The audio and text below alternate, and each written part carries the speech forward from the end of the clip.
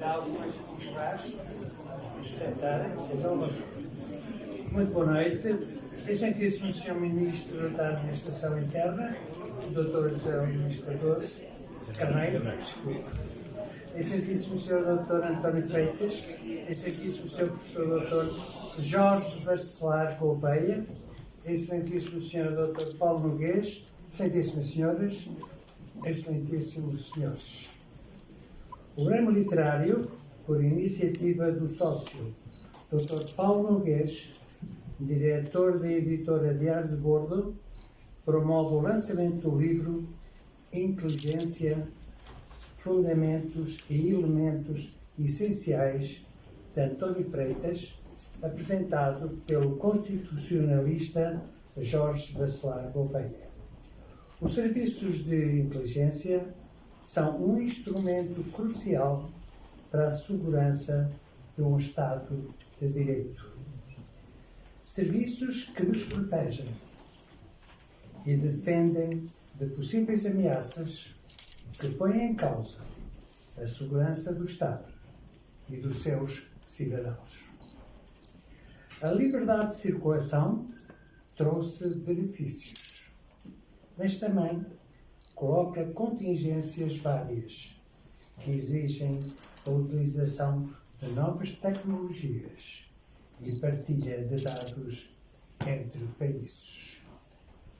A segurança e o bem-estar são essenciais para o desenvolvimento harmonioso de uma sociedade que privilegia a sua liberdade. Obrigado.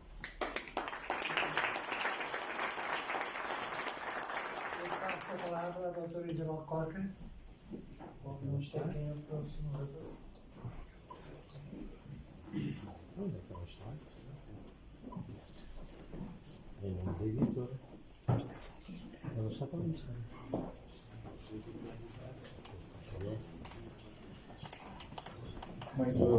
Muito boa tarde.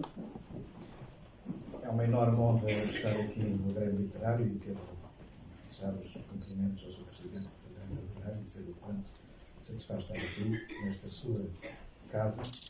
Cumprimentar todo o auditório e impõe-se, com toda a naturalidade e gosto, uma saudação muito particular ao Sr. Ministro da Administração Interna, de cujo gabinete eu tenho a honra de fazer parte.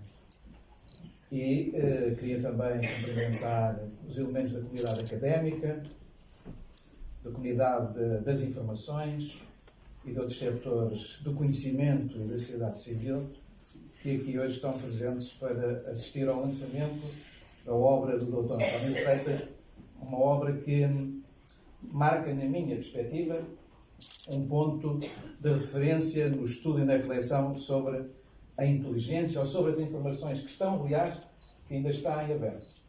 E também queria, não me esqueço, também uma saudação ao professor Bacelar Gouveia, que é o grande apresentador desta obra.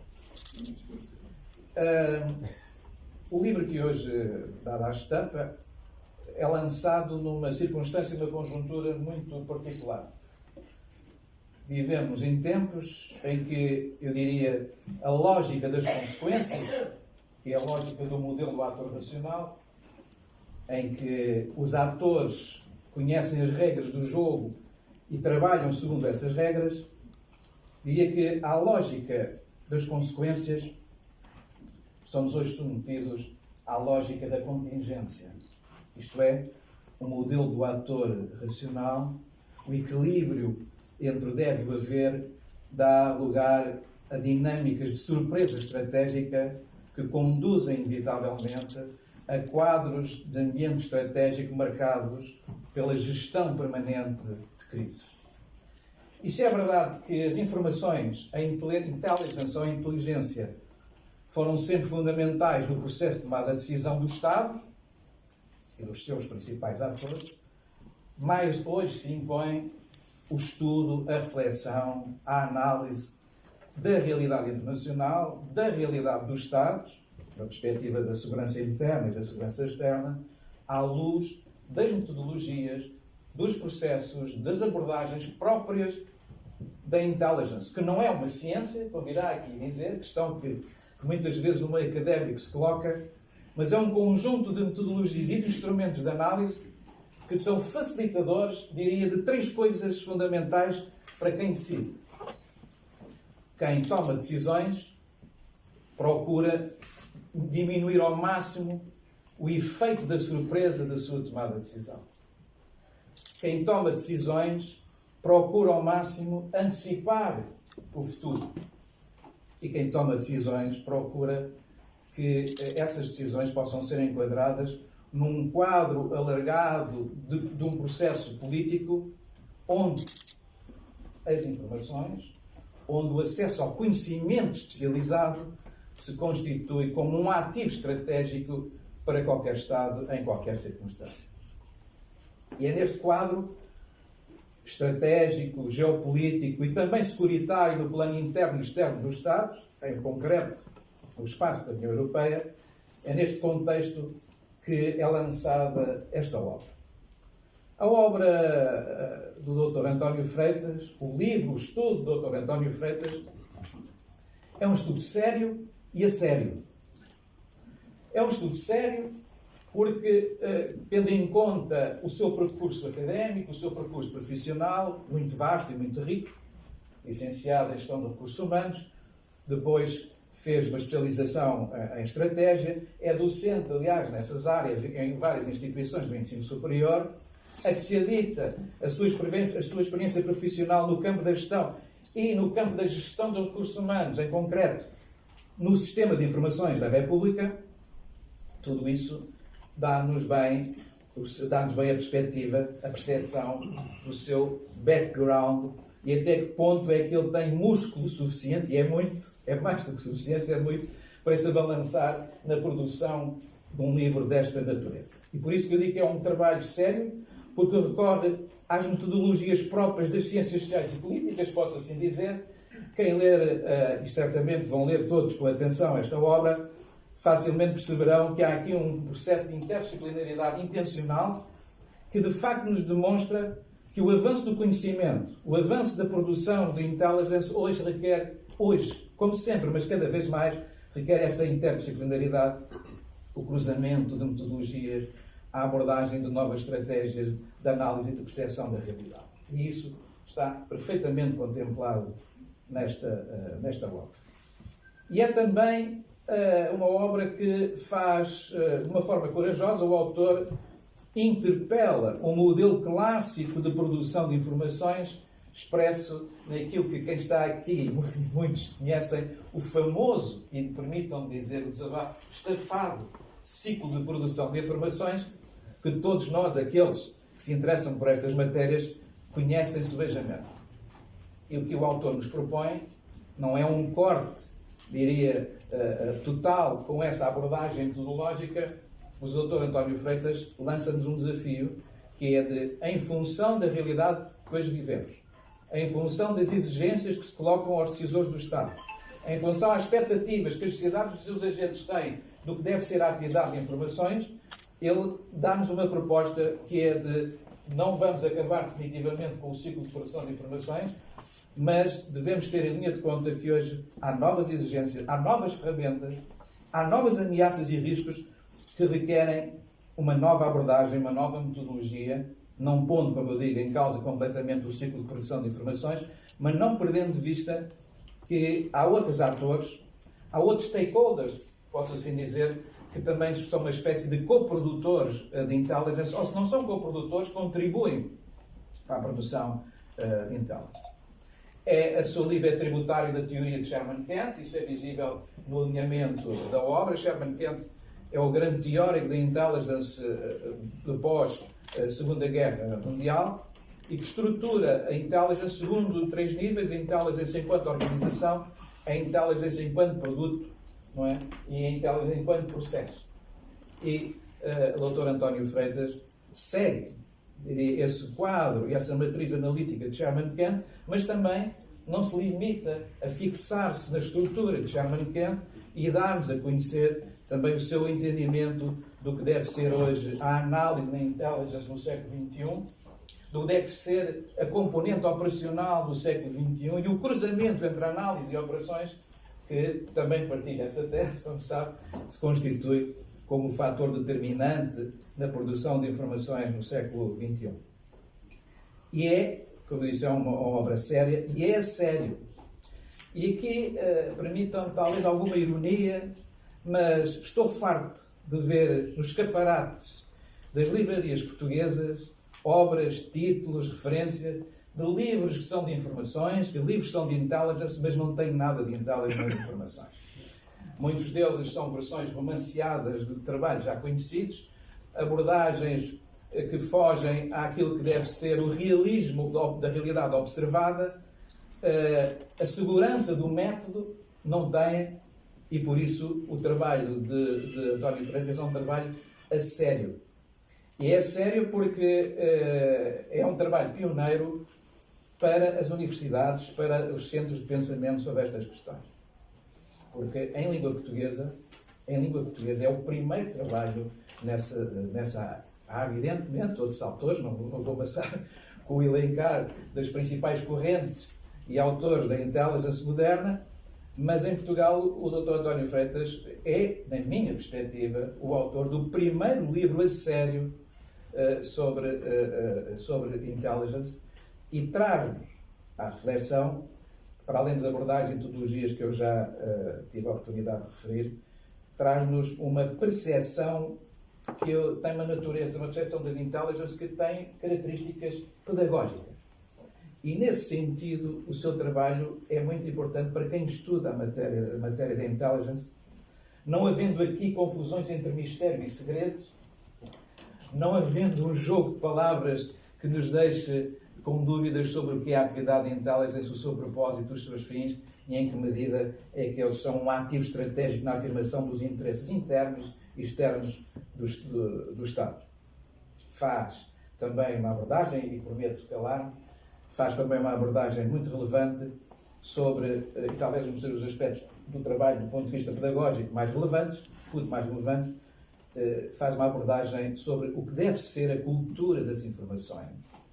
E enquadra a cultura das informações num propósito mais alargado que não se esgota nas instituições e nos agentes do Estado, mas antes convoca, mobiliza toda a sociedade civil, a academia, centros de pensamento estratégico e outros, meio económico, empresarial, a participarem na construção de uma ideia de segurança e de uma ideia de defesa e de interesses estratégicos que só pode ser salvaguardada, que só pode ser entendida à luz da teoria da intelligence. No essencial, esta obra, que o autor definiu como sendo de inteligência e não de informações, vai buscar aquilo que a Rainha Isabel I de Inglaterra um dia fez quando chamou o seu almirantado e disse-lhes para eles irem à procura da inteligência dos franceses. E ir à procura da inteligência dos franceses era saber como pensavam, o que faziam, o que queriam fazer e como é que se podia antecipar as ameaças que eventualmente os franceses pudessem colocar ao reino britânico. Obviamente o Dr. António Freitas não tem hoje essas preocupações, mas trabalha a inteligência exatamente segundo esses processos e segundo esses modelos, e por isso estamos todos parabéns. Foi para mim uma enorme satisfação poder dar o meu contributo para o prefácio desta obra e certamente terão a oportunidade de confirmar a justeza das palavras que eu cá referi. Muito obrigado.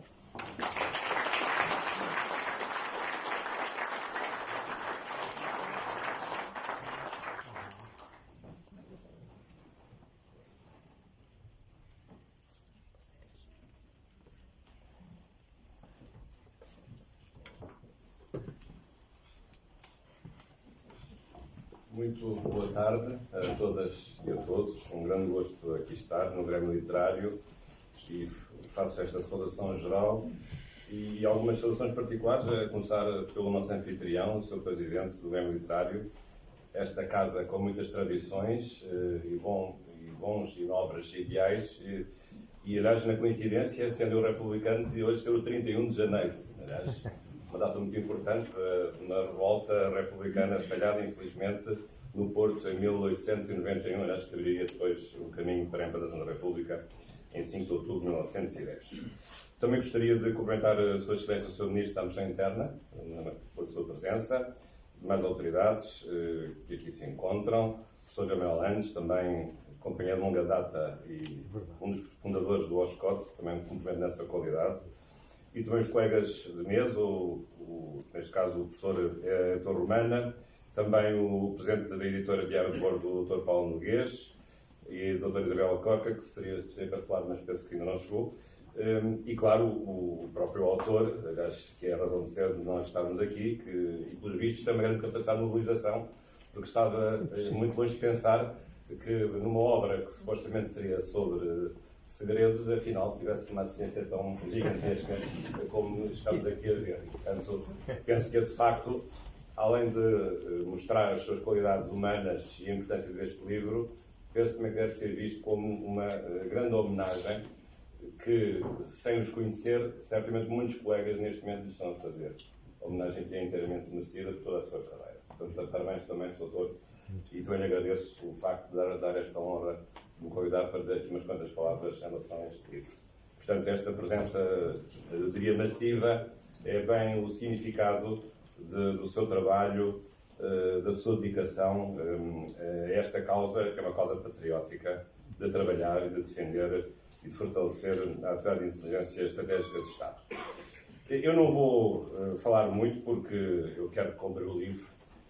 Aproveito agora, nesta ocasião, que é sempre um preço mais baixo, especial de lançamento, e eu apenas posso dar um aperitivo, porque o jantar, esse é o próprio livro que vou aproveitá-lo agora, depois na hora de jantar, certamente, e pela noite dentro, vale a pena realmente ler este livro.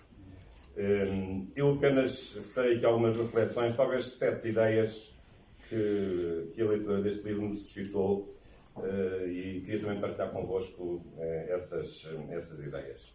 Em grande parte também isso se deve não só à minha experiência docente nesta área, mas também por ter sido, a experiência que guardo com grande saudade, presidente do Conselho de Fiscalização do Sistema de Informações da República Portuguesa, entre 2004 e 2008. Aliás, cujo exercício de funções para mim foi na altura um pouco inopinado, mas que me abriria realmente um mundo novo, que gostei muito de conhecer e do qual nunca mais realmente me desligaria até hoje. E acho que isso foi realmente um acaso na minha vida que mudou substancialmente a minha vida profissional e também cívica. E, portanto, também fica aqui esta expressão do gosto de estar aqui a dizer umas palavras sobre este livro, sobre uma matéria que realmente entrou na minha vida, a meio da minha vida profissional, e que muito gostei e que muito me realmente entusiasmou em vários aspectos e vários projetos que eu tenho, de facto, tido ao longo destas, sobretudo das duas últimas décadas.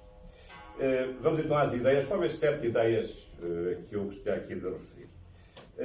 A primeira é referir que isto é um livro realmente, é um livro bem escrito, é um livro que tem um duplo registro, porque é um livro que explica bem as coisas, isso nós realmente precisávamos, e inteiramente de acordo com aquilo que disse o professor Heitor Romana, realmente passa a ser um livro agora em Portugal, porventura único, feito por um único autor, que explica de cabo a rabo toda a realidade, tudo aquilo que é essencial no que respeita à atividade de inteligência, à atividade de informações, mas também é um livro que não se limita a descrever, também levanta alguns problemas, talvez mais entre linhas, com mais subtileza, mas às vezes quando nós descrevemos uma realidade também podemos levantar problemas sobre essa realidade.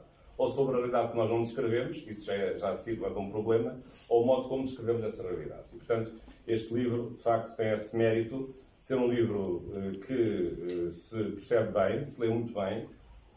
Quem não está familiarizado com estes conceitos, depressa entra neles, e, portanto, tem uma grande capacidade pedagógica e didática, mas também é um livro que nos faz pensar sobre alguns temas que se consegue perceber aqui e ali, embora às vezes não de uma maneira direta, porque a escrita do autor é uma escrita cuidadosa, é uma escrita comedida, aliás, como é próprio das suas competências profissionais. Aliás, eu até trouxe 2 livros estrangeiros que gosto muito, aliás, um deles penso que o professor Heitor já se referiu, 2 livros que são os 2 clássicos, 2 dos vários clássicos da atividade de inteligência, Intelligence from Secrets to Policy, do Mark Lowenthal, e outro livro também, o Handbook of Intelligence Studies, de Locke Johnson. São estes talvez os principais livros do mundo da teoria das informações. E de facto, estes são livros estrangeiros, mas agora passamos a ter aqui um livro português, finalmente, que pode de facto ombrear aqui com estes dois livros estrangeiros, e finalmente temos um livro, realmente português, que nos dá uma visão completa dos vários assuntos que dizem respeito à atividade de inteligência. E, portanto, por isso, também os meus parabéns ao autor por ter conseguido realmente fazer este livro, e até em tempo relativamente recorde, porque não mais a outra qualidade. Depois, um segundo aspecto, portanto, este é o segundo aspecto de facto de ser uma obra que vai marcar uma viragem, como uma obra didática, obra completa, sobre a realidade, sobre os vários aspectos das teorias de informações e com a aplicação ao sistema concreto português. Mas um terceiro aspecto que gostaria de referir tem a ver com a relação da atividade de inteligência. O autor prefere a palavra inteligência à palavra informações. Confesso que a princípio estava um pouco receoso, mas provavelmente o autor convenceu-me a no futuro mudar a palavra de informações para inteligência. Sabem que no mundo lusófono, o Brasil, Angola e Timor usam a palavra inteligência, nos outros países, incluindo Portugal, usamos a palavra informações, mas de facto, e a palavra tem, neste caso, origem anglófona, mas de facto, talvez o Dr. António Freitas tenha convencido a mudar a terminologia. Vamos ver.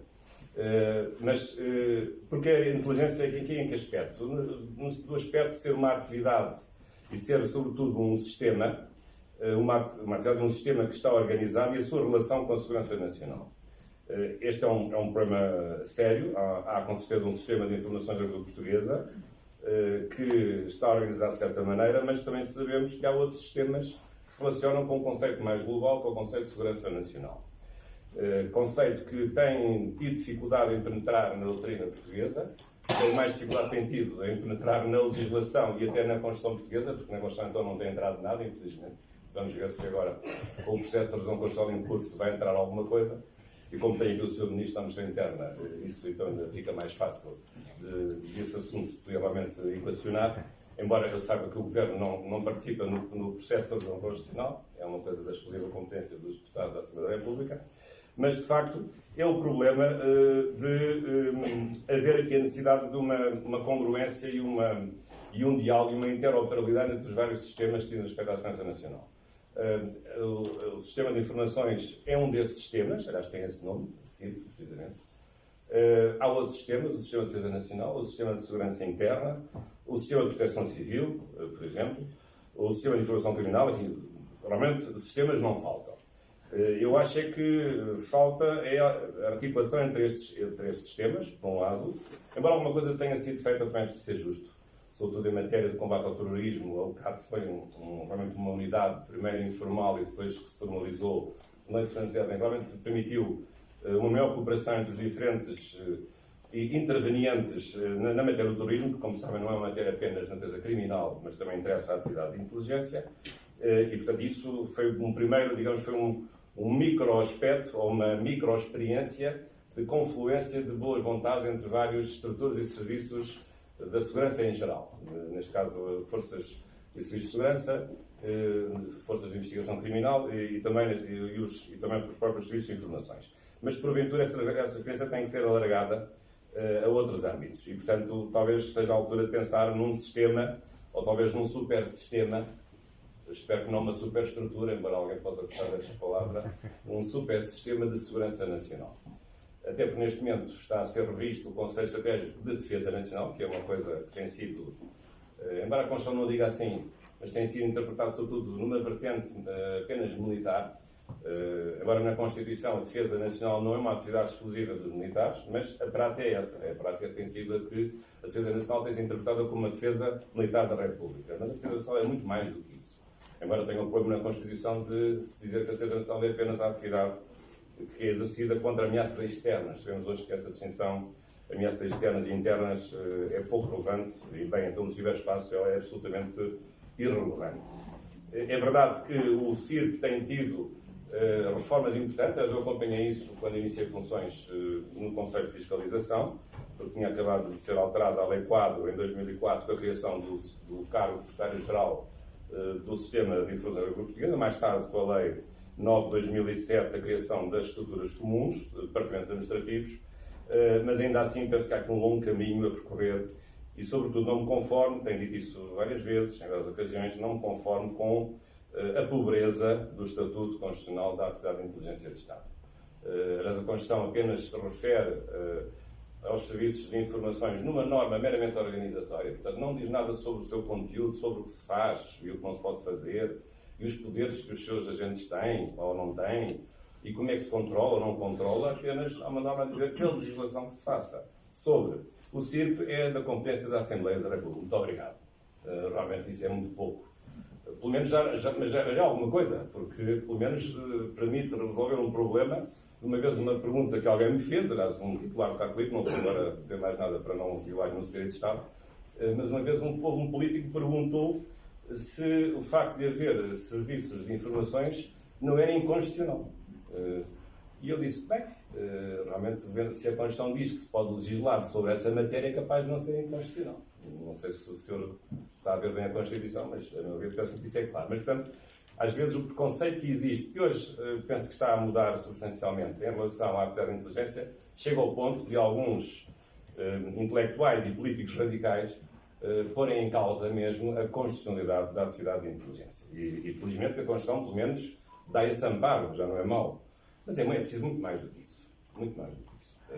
E, portanto, é preciso densificar o Estatuto Constitucional da Atividade de Produção de Informações e, de facto, neste momento a revisão constitucional está em marcha. Há dois projetos que têm um aspecto em relação a isso, o acesso aos metadados, quer o projeto do Partido Socialista, quer o projeto do Partido Social Democrata, e penso que isso será um bom augúrio de que, pelo menos, aí haverá um acordo, julgo que vai ser obtido, espero que seja obtido, no sentido de densificar e de melhorar um pouco o próprio Estatuto Constitucional da Atividade de Produção de Informações. Para além de tudo que se possa pensar noutras matérias, as escutas telefónicas, os poderes dos próprios agentes de inteligência, enfim, outras matérias porventura mais sensíveis.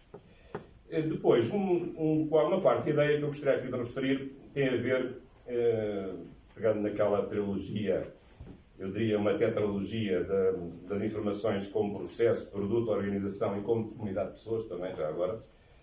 Mas uma quarta ideia seria, precisamente na lógica da inteligência como atividade. Este livro tem aqui importantes contributos e coisas relativamente novas em relação àquilo que eu tenho visto publicado, quer em Portugal, quer no estrangeiro.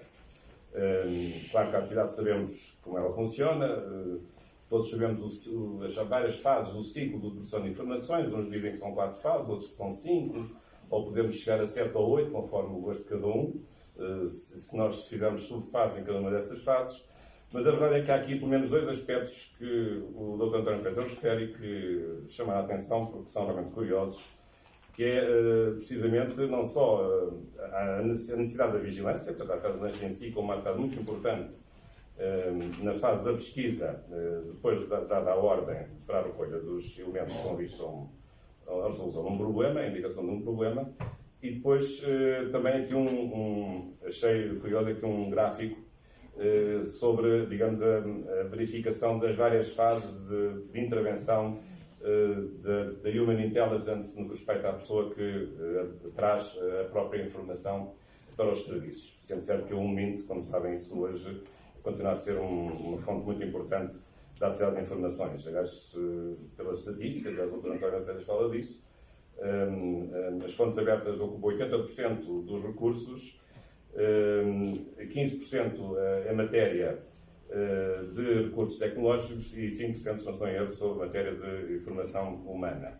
E este gráfico, realmente está na página 203, é muito curioso sobre os vários passos que têm que ser dados para realmente verificar a adequação de certa pessoa para poder ser aceite e digamos, e validado do ponto de vista da importância na atividade de produção de informações. Portanto, quer isto do ponto de vista da informação humana, portanto, dos informadores, quer do ponto de vista da vigilância. Porque são matérias que normalmente não aparecem muito referidas neste livro. Assim como também às vezes não aparece, aliás, a legislação portuguesa nesse aspecto é até omissa, a própria atividade de contra-inteligência, que há pessoas que acham que é ilegal. Não, a atividade de contra-inteligência é connatural à própria atividade de inteligência, porque não há inteligência sem contra-inteligência. Isto integra o próprio conceito de inteligência. É uma questão de ver o conceito simetricamente, mas há pessoas como isso não está explicadinho. Na legislação do CIRP, alguns têm, de vez em quando, se lembram de pensar que isso pode ser porventura ilegal, a fazer esse tipo de atividade, o que seria realmente um absurdo, porque isso põe em causa o próprio conceito da atividade de inteligência. Depois, um quinto aspecto que eu gostaria aqui de referir tem a ver com a inteligência como produto, como conhecimento, como resultado dessa atividade. Enfim, dos vários ciclos, em particular, temos desenvolvido o Dr. António Freitas a questão da pesquisa. E eu aqui também, da experiência que eu tive no princípio do século XXI, também, que julgo que se mantém, infelizmente, é a experiência de que os decisores, não só políticos, mas de outra ordem, pouco ligam à atividade da produção de informações. Os relatórios são feitos, são entregues às entidades competentes e depois uns nem querem mexer no assunto porque têm medo, parece que têm alguma doença de pegar nesses relatórios. Outros não têm qualquer sensibilidade para esse assunto. Outros nem sabem para que é que o relatório serve. E, portanto, é uma tristeza verificar que muitas vezes a comunidade dos decisores, não aqui a comunidade dos fazedores, mas a comunidade dos decisores, realmente pouco liga, se é que liga alguma coisa, ao resultado final da atividade de produção de informações. E isso é realmente pena, porque essa atividade é uma atividade útil, que antecipa cenários disruptivos em vários níveis, porque, como sabem, o produto depois pode ser de vários níveis também, quer em termos temporais, quer em termos circunstanciais. Há várias classificações sobre isso. E, de facto, lamento muito que hoje a atividade política, tal como era no princípio do século XXI, pouco ligue à importância dos serviços de informações, ainda por cima isso em contraciclo com o aumento das ameaças de toda a ordem que nós temos vindo a enfrentar neste princípio do século XXI. E talvez a presença do Sr. Ministro da Administração Interna nesta sala, nesta cerimónia, seja um bom augúrio de que as coisas estão a mudar e que, de facto, a comunidade dos decisores possa cada vez mais preocupar-se mais com o conhecimento desses relatórios, o conhecimento do resultado da atividade de inteligência, e isso possa realmente ser mais útil para termos mais segurança no país, que é isso que todos nós precisamos e almejamos, certamente. Depois, uma sexta ideia, já estou quase a terminar, tem a ver com a inteligência como comunidade de pessoas. E, portanto, não ligando aqui no segredo de Estado, julgo que estamos aqui perante uma parte dessa comunidade. E até eu também tenho alguma experiência nesta matéria. E a experiência que eu tenho, em termos abstratos, como é óbvio, não é muito simpática, porque é uma experiência em que o estatuto tem vindo a degradar-se, o estatuto é pouco diferenciado, o estatuto tem vindo a degradar-se do ponto de vista salarial.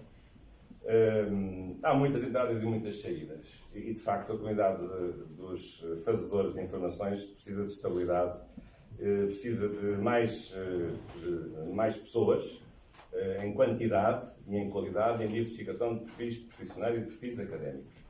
E, de facto, este assunto, no princípio do século XXI, foi tido em consideração nos primeiros anos, em 2005, 2007, 2009. Estávamos ainda no calor do pós-11 de setembro. Ainda houve realmente algum cuidado de aumentar substancialmente o número de oficiais de informações, mas depois isso tem vindo a perder-se. Essa velocidade tem vindo realmente a abrandar, tem vindo a diminuir, à medida que pensamos que esses riscos ficaram lá no tempo, lá no passado, já não voltará, essas ameaças não voltam a acontecer e, portanto, não precisamos de ter mais oficiais de inteligência, não precisamos de ter pessoas mais qualificadas nos serviços de inteligência, tudo isso é desnecessário, ou, para não dizer outras coisas desagradáveis, que não vou aqui dizer, que muitas vezes a comunicação social consegue veicular acerca da utilidade ou do trabalho que os agentes de informações fazem e que não é verdadeiro. Essa maldicência que por aí circula. E, pelo menos pela experiência que eu tenho, está sempre limitada, mas é a minha experiência. E, portanto, também nesse aspecto, louvo o Dr. António Freitas ter referido a um capítulo precisamente sobre essa matéria. Precisamente porque isso significa a valorização que dá à comunidade das pessoas que pertencem à inteligência e à dignificação do seu estatuto.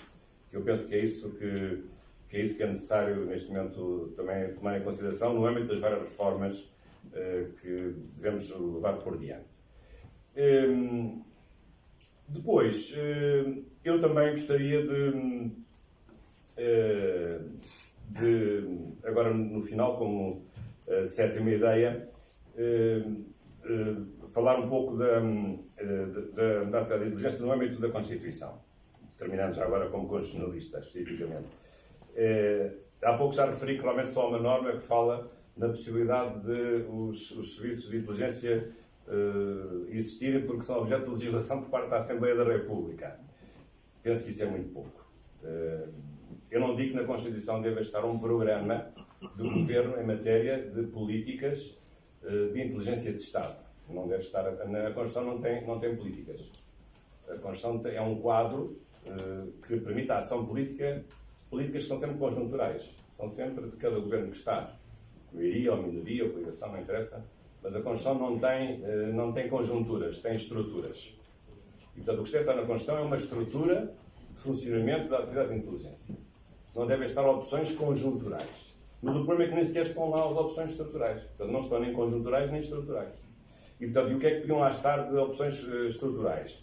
Precisamente a questão do modelo que se pretende a Portugal, se é um modelo de 2 serviços de informações ou se é de um modelo de um serviço de informações. O que temos é uma fusão de cúpula e depois mantemos 2 serviços autónomos, o SIS e o CIET, mas há um secretário-geral e há 4 estruturas administrativas comuns.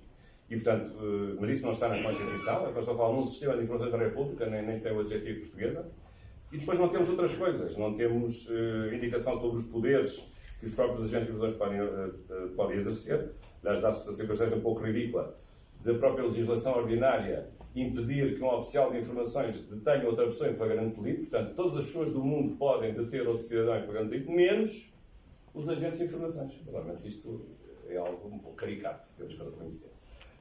O que mostra bem, digamos, o preconceito ideológico, histórico ou de outra ordem qualquer em relação à atividade de produção de informações, sendo essa atividade necessária.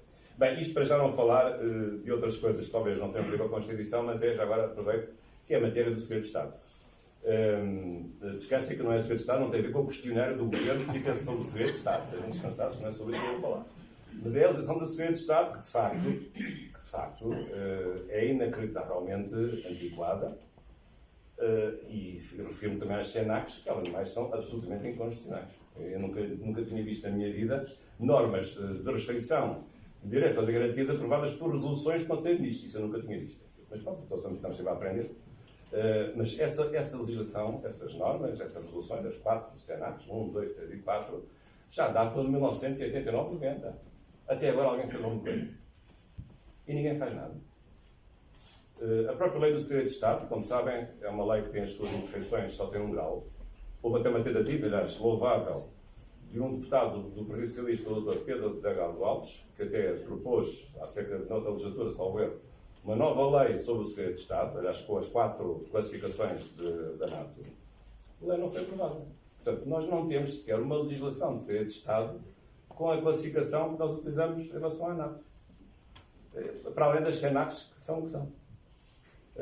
Há uma CENAC que é sobre os computadores. Acham que tem hoje aplicação uma norma que foi feita nos computadores em 1990? Não me parece. Portanto, há muito por fazer.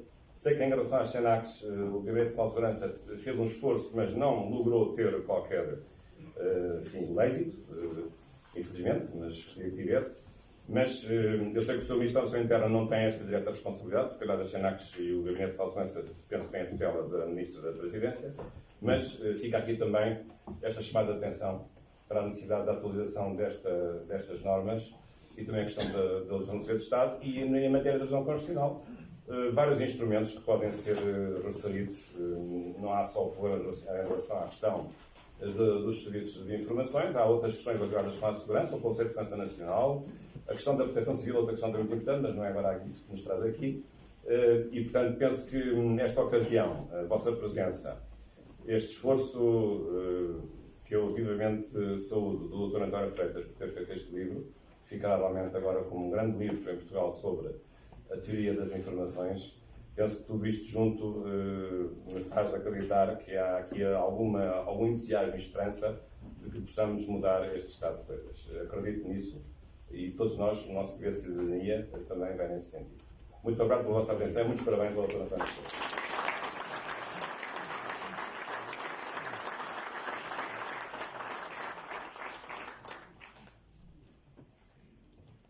bom, muito boa tarde, muito obrigado. Quero agradecer ao Grêmio Literário por nos receber aqui hoje. Casa Histórica, que teve como fundadores, se não falha a memória, Alexandre Plano e Almeida Garrett. Só por isso são, portanto, uma casa ligada às artes e às letras e, portanto, é com muito prazer que estou aqui hoje e muito obrigado por nos receber. Sou Ministro da Administração Interna, Dr. José Luís Carneiro. A presença de Vossa Excelência no lançamento deste livro muito me honra e julgo-se a reveladora da importância que atribui às informações como pilar essencial do Estado, no que concerne ao seu contributo para a preservação da segurança nacional, onde se inclui, obviamente, a administração interna, a segurança interna, e para a salvaguarda e defesa dos interesses nacionais. Muito obrigado, senhores. Para além do agradecimento à minha família e amigos que aqui estão e outros que não puderam vir, pelo apoio e incentivo sem reservas, devo um agradecimento especial a 3 pessoas que acrescentaram em diferentes tempos um significado particular a esta obra, uma vez que, independentemente dos seus distintos e relevantes currículos, têm um terreno comum, como eu lhe chamo, de atividades de elevada responsabilidade ligadas ao universo das informações. 2 deles já tiveram a oportunidade de ouvir, portanto, ao seu professor Heitor Romeina, o meu agradecimento pelo seu inestimável encorajamento na concretização desse projeto, meu distinto professor e também foi colega, e por gentilmente ter aceitado o convite de escrever o prefácio. Sr. Professor, as suas reflexões e palavras elogiosas sobre a obra não só enriquecem de forma substantiva, como são demonstrativas de que o propósito enunciado foi atingido e que valeu a pena o desafio a que me propus. Muito obrigado. Quero também agradecer ao Sr. Coronel Gil Prata, que ainda não ouvi, mas penso que estará aí. O meu muito obrigado pelo apoio e pela forma empenhada como procedeu à revisão do texto, tarefa fundamental porque trata de lapidar a escrita para que ela atinja o público-alvo, e tinha claramente um público-alvo, de maneira eficaz e assertiva. Devo igualmente um especial agradecimento ao Sr. Professor Jorge Bacelar Gouveia, Sr. Professor, e agradeço a sua pronta disponibilidade para fazer a apresentação do livro e a generosidade das suas palavras, e penso que o teor da sua intervenção, que acabou de referir, também contribuiu para a valorização da obra. Muito obrigado, professor.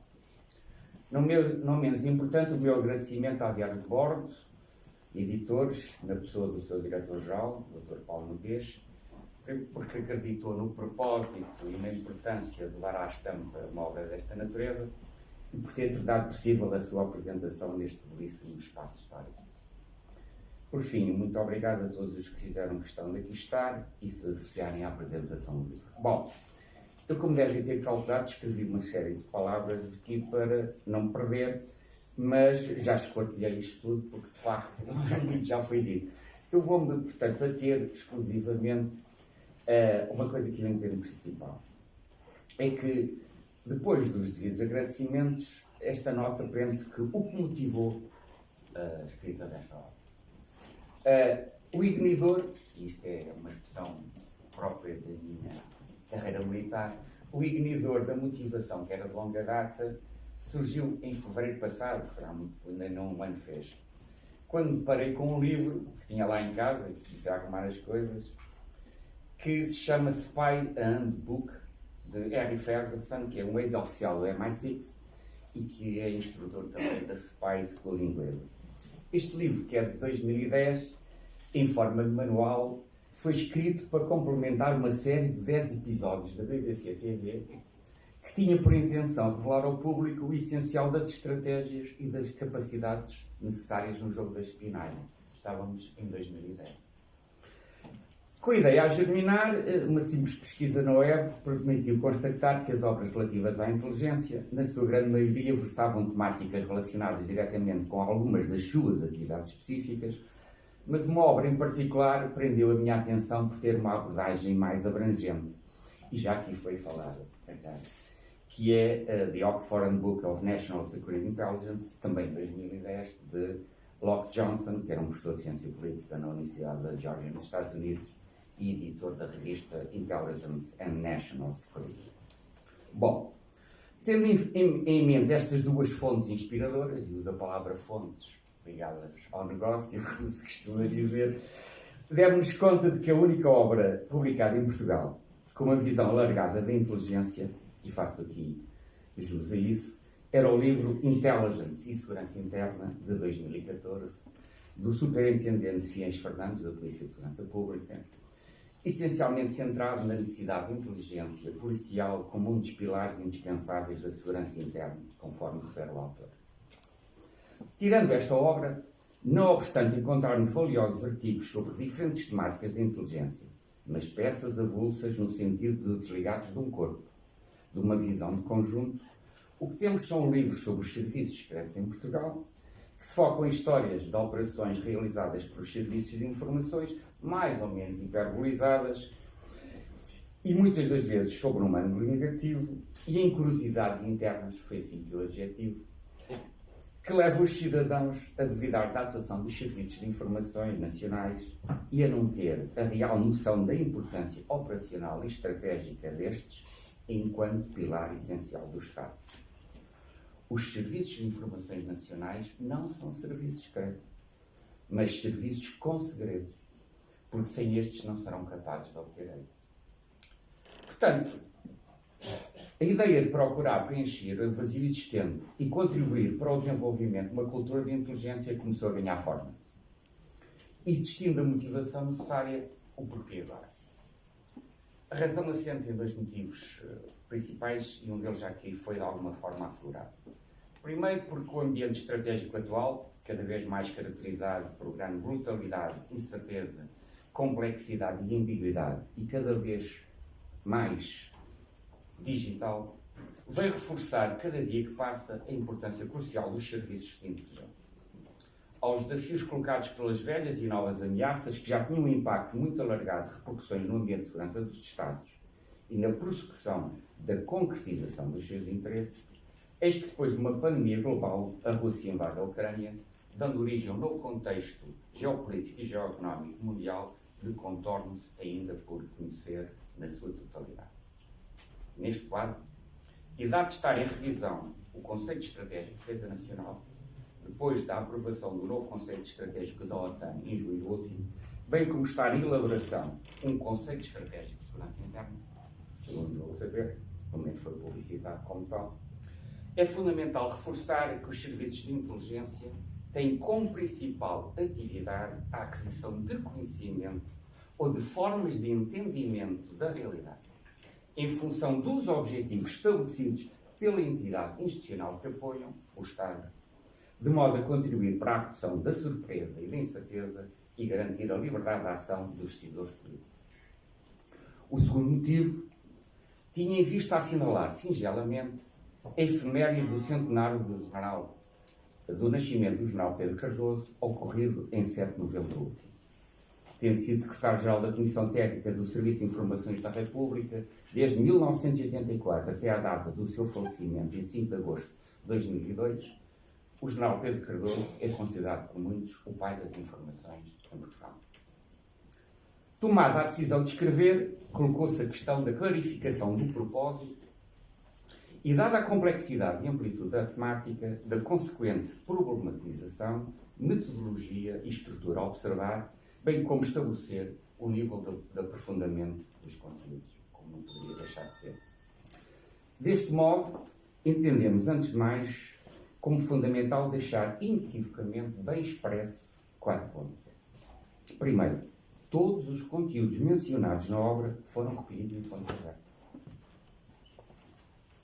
Segundo, os capítulos que versam as principais atividades da inteligência, a pesquisa, a vigilância, a análise e a contra-inteligência, têm um caráter básico de doutrina aplicada na generalidade pelos serviços de inteligência dos Estados democráticos em tempo de paz, não considerando nenhum em particular. Usamos o termo doutrina no seu significado de um corpo global de teorias ou conhecimentos ensinados como verdadeiros por um ou mais autores, ou no sentido de poder ser considerada como resultado de algum método organizado da produção de conhecimento. Não obstante, saber-se que a doutrina existente sobre estas matérias, já foi dito aqui, é profusa e pode apresentar algumas divergências, nomeadamente em função da cultura vigente nos diversos países. Havendo, mesmo até, quem afirme, como falta o ACAR, que não existe uma teoria geral sobre o Intel. Terceiro, as referências aos serviços de informações nacionais são meramente circunstanciais, para melhor explicitar os assuntos tratados e, como referido, as referências estão em fonte aberta. Quarto, nada do que foi escrito vincula o sistema de informações à República Portuguesa, com exceção das declarações dos seus dirigentes máximos que estão no texto devidamente referenciado. Por fim, importa também assinalar, penso que é relevante, que o quadro conceptual foi desenvolvido no sentido de valorizar e privilegiar os escritos e as obras dos membros da nossa Academia, que se dedicaram e dedicam ao aprofundamento das temáticas tratadas, sem prejuízo de se ter recorrido a autores estrangeiros, quando se manifestamente se revelou essencial à problematização e à sustentação dos conteúdos apresentados. Tendo presente estes 5 eixos centrais, a reflexão que trazemos à leitura não se reveste de uma obra com pretensões científicas, nem tampouco de um manual técnico.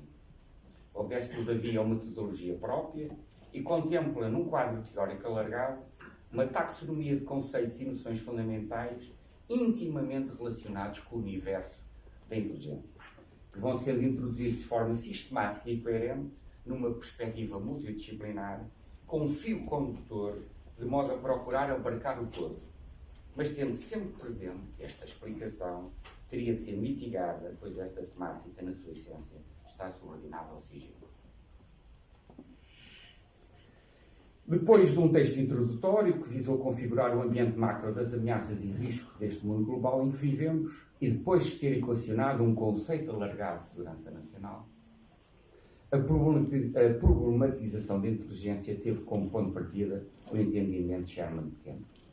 Eu vou, portanto, saltar, porque aqui o seu professor já falou sobre isso, sobre essas 3 dimensões, ou seja, que estão interligadas de uma forma holística, enquanto estrutura a organização, como atividade ou processo e como conhecimento, o produto.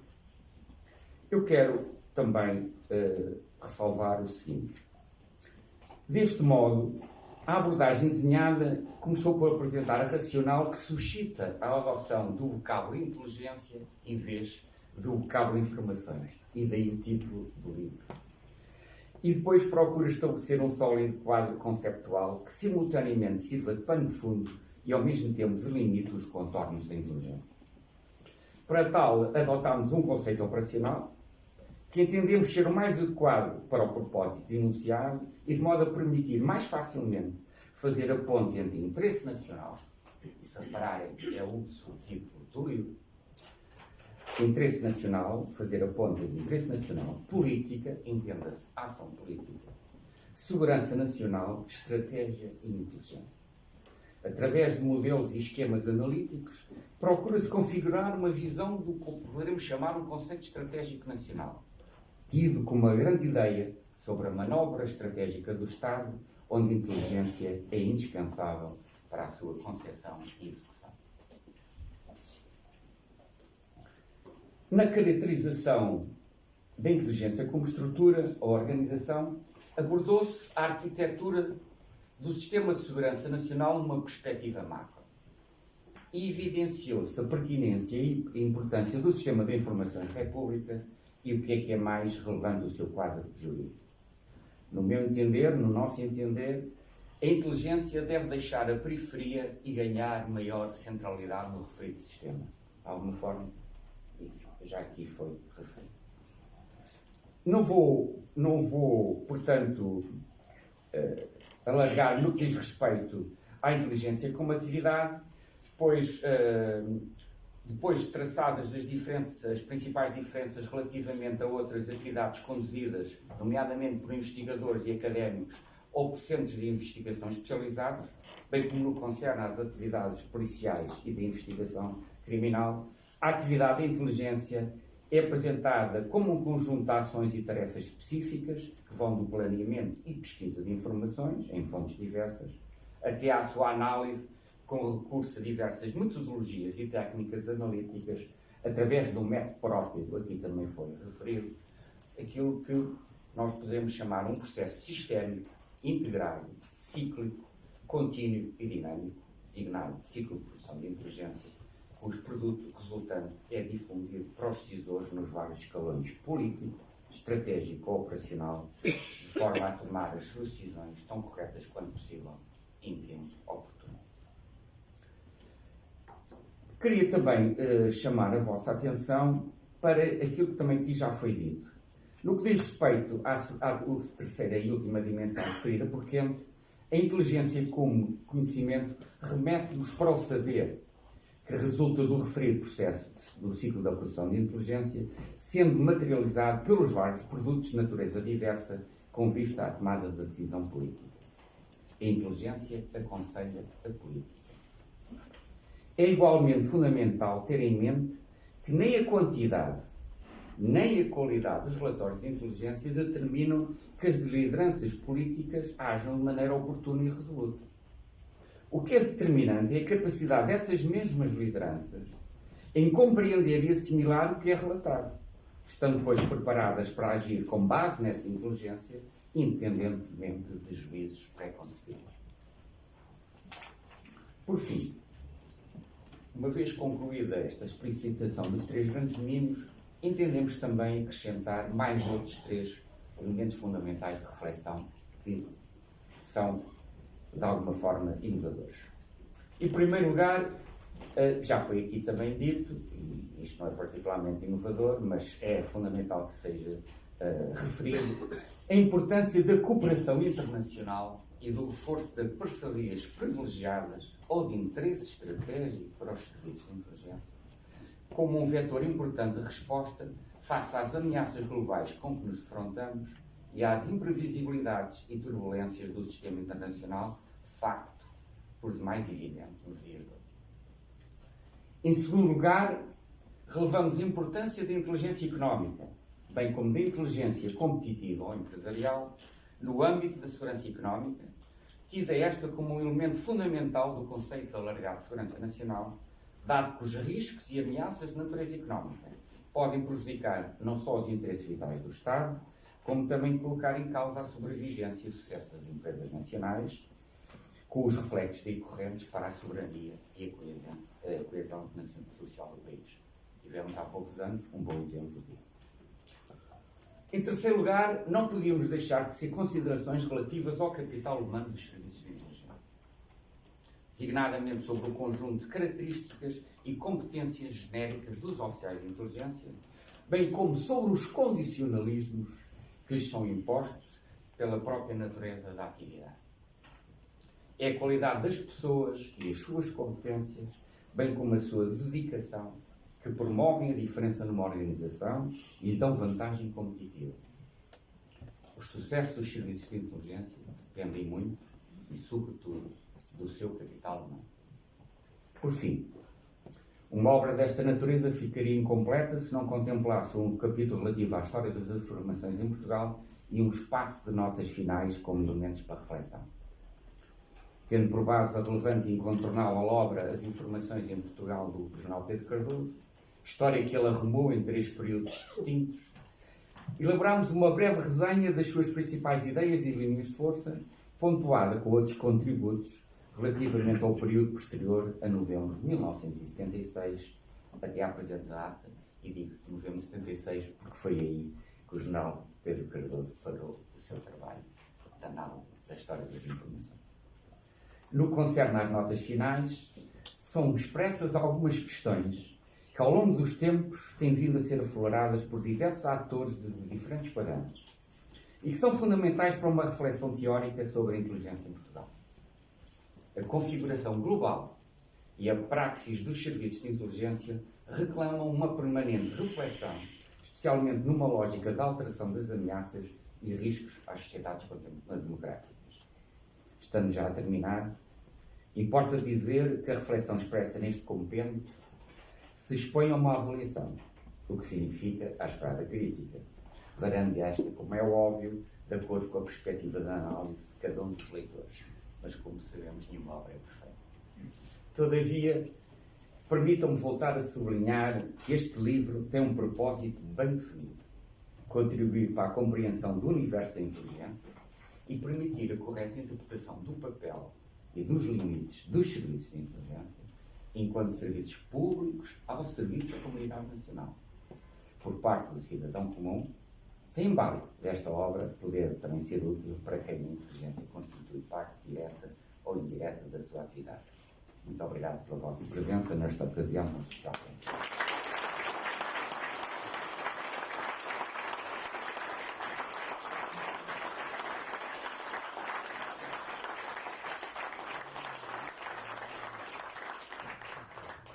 Está terminada a sessão da apresentação. Quero agradecer a vossa presença. O autor irá continuar a sua árdua tarefa de autografar alguns livros. Muito obrigado.